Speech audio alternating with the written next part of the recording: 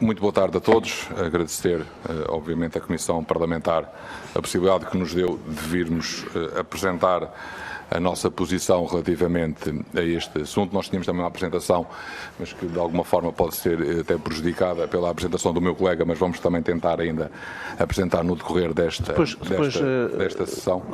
Nós podemos distribuí-la pelos senhores deputados. Sim, eu tenho aqui um conjunto de documentos que seria muito bem, depois procederemos à distribuição. Para o Sr. Presidente. Muito obrigado. E esta para os senhores deputados, que no fundo é a apresentação que nós tínhamos. Muito obrigado. Dizer-vos que este pedido da Câmara Municipal de Mação surge na sequência da criação na Assembleia Municipal de uma Comissão Municipal de Apoio e de Acompanhamento às problemáticas do Rio Tejo, que assolam não só o Concelho de Mação, mas obviamente todos os concelhos ribeirinhos, mas que no caso concreto do Concelho de Mação tem tido e tem algumas repercussões graves que urge, quanto a nós, tentar dirimir e, dentro do possível, ultrapassar com a rapidez necessária. E nós dividimos os nossos problemas, se me é permitido, basicamente em 3 pontos. O primeiro deles diz com a falta de conectividade no próprio rio, com alguns constrangimentos e obstáculos à circulação de peixes.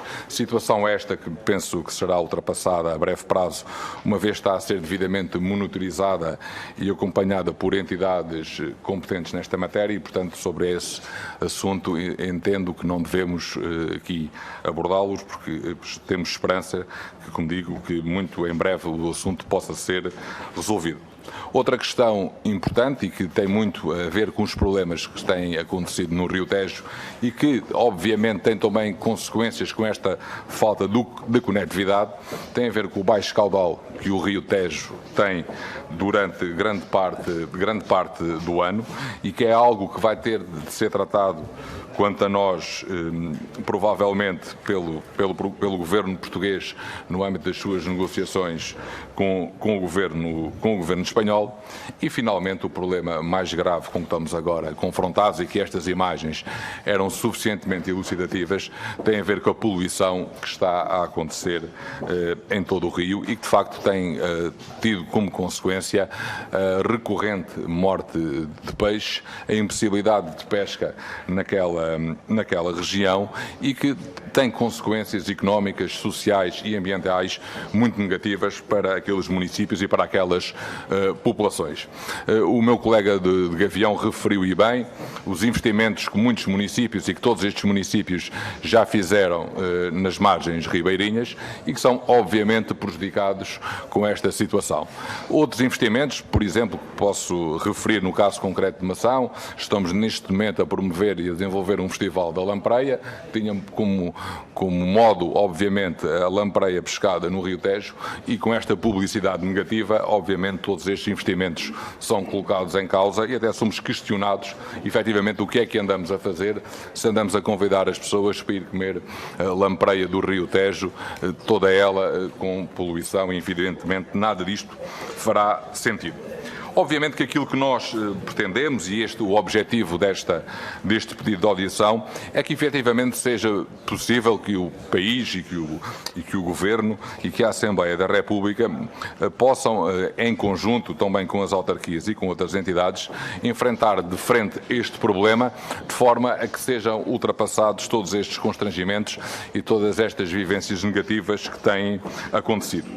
Eu relembro que esta Casa, a Assembleia da República, aprovou, e quanto a nós, bem, uma recomendação, a Resolução 103 de 2015, relativa ao Rio Tejo e aos problemas do Rio Tejo, e em que essa resolução recomendava ao Governo um conjunto de medidas que pudessem contribuir para ultrapassar todos estes problemas e todos estes constrangimentos.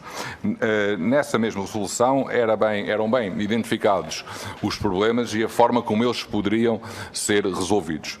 E pensamos nós, modestamente, que se de facto essa recomendação for seguida, grande parte destes problemas, ou a esmagadora maioria destes problemas, podem vir a ser ultrapassados.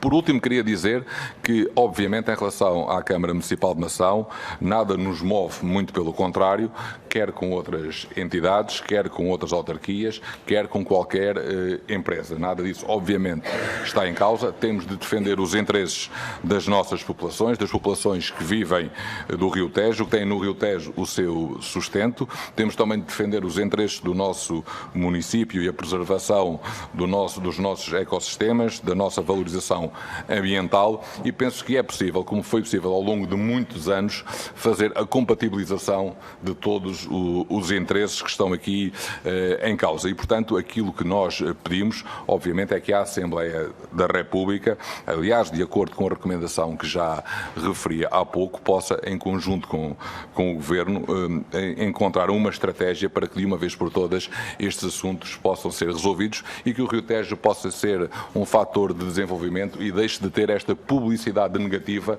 que tem tido ao longo dos últimos 2 anos.